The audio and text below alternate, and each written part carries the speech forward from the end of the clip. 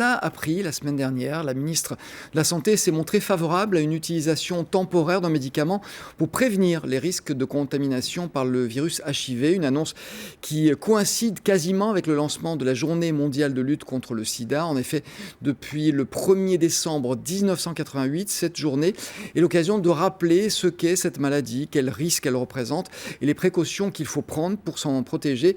C'est ce que nous allons faire avec la directrice de l'ALS, Association de lutte contre le sida, association qui fête ses 30 ans cette année. Bonjour Valérie Bourdin, bonjour. Merci de nous avoir rejoints sur ce plateau. Un petit mot donc d'abord sur ce médicament, il s'appelle le Truvada, il va être autorisé en France à partir du début de l'année prochaine. C'est un médicament qui est préventif, ça n'a rien à voir avec un vaccin par exemple. Oui, tout à fait. En fait, l'enjeu de la prévention et de la réduction des risques aujourd'hui, c'est de réduire le nombre de nouvelles contaminations.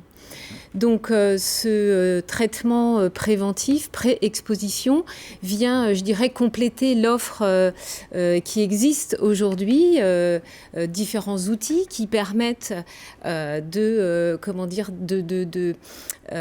toutes les situations, qui permettent aux personnes de se protéger de l'épidémie. Voilà.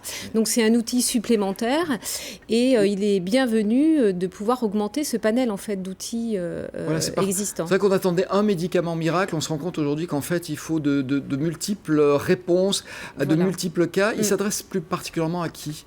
En fait, il s'adresse à des personnes qui ont une forte exposition au risque. Évidemment, il ne s'adresse pas à tout le monde, c'est-à-dire qu'on ne va pas tous se retrouver à prendre un traitement pour se protéger.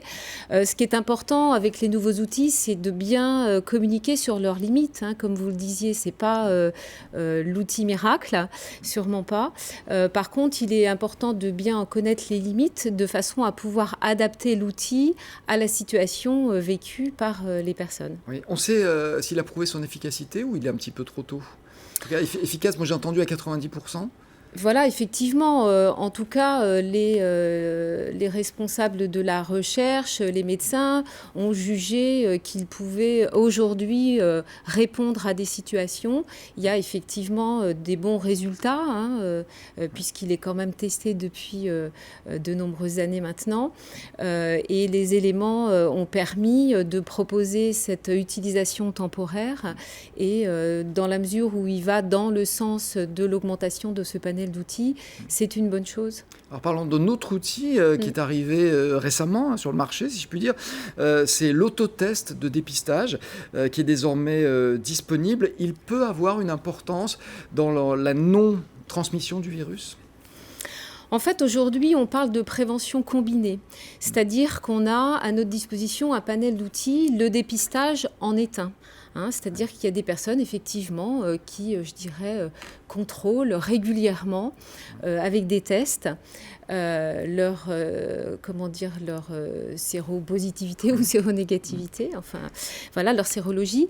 Et effectivement, les autotests permettent aujourd'hui à tout le monde, vous et moi, de pouvoir se faire ce test tout seul sans avoir besoin d'une tierce personne. Donc en cela, il permet aussi justement de donner l'occasion à des personnes qui ont du mal à se rendre dans un lieu pour faire un test de dépistage. Voilà, on fait sauter un frein, en quelque sorte. Donc ça ouvre la porte à davantage de dépistage.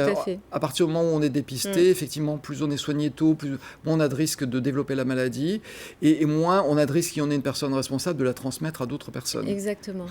Où en est l'évolution du virus sur la planète aujourd'hui ?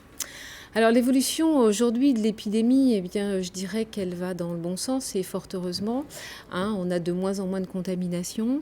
Je vous parlais de prévention combinée. Les traitements aussi font partie de cette palette de la prévention combinée, dans le sens où plus il y a de personnes sous traitement dans le monde, plus ça va dans le sens d'une diminution des contaminations, puisque les personnes traitées ont moins de virus, donc sont moins contaminantes, je dirais. Donc, on permet aussi une diminution des nouveaux cas de contamination. Donc, une épidémie qui diminue dans le monde avec aussi la mise sous traitement de plus en plus de personnes. Il faut savoir qu'il y a aujourd'hui à peu près 16 millions de personnes sous traitement, alors qu'il y a autour de 35 millions de personnes contaminées. Donc, il y a encore beaucoup à faire en termes d'accès au traitement. Il y a encore beaucoup de travail à accomplir. Pardon, vous parlez de diminution de l'évolution de l'épidémie. On parle en France d'un relâchement de l'attention des personnes potentiellement atteintes. Est-ce que c'est un cas? C'est vrai que Est-ce que c'est le cas, pardon?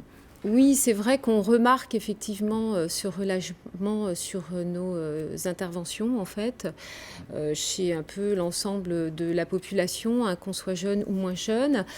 C'est un défaut d'information, à votre avis? On a un petit peu le sentiment que les nouvelles générations connaissent peu le virus, connaissent peu le mode de transmission.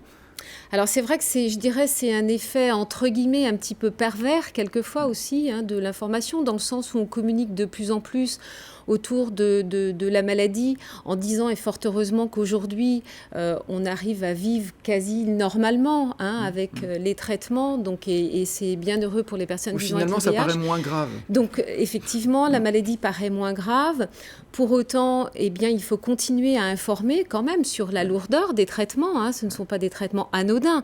Donc même si on arrive à s'approcher d'une qualité de vie qui est identique, je dirais, à monsieur et madame tout le monde, pour autant, voilà, il ne faut pas négliger quand même les effets aussi de ces traitements qui ont pour certains des effets secondaires au quotidien parfois aussi. Et puis c'est vrai qu'on a aussi de moins en moins de campagnes nationales. Donc le risque est moins rappelé, je dirais, tout au long de l'année. C'est peut-être l'occasion aujourd'hui maintenant de rappeler le mode de transmission de cette maladie, sachant que la première façon de s'en préserver, c'est le préservatif, quand on peut l'utiliser. Et la plupart des gens peuvent l'utiliser. Ça ne se transmet pas par les éternuements, par exemple, comme on l'a communiqué dans certains pays. C'est vrai que ça donne lieu à pas mal de fantasmes. Oui, bien sûr, les fantasmes, hein, c'est quand on ne maîtrise pas bien l'information. Aujourd'hui, les modes de contamination n'ont pas changé.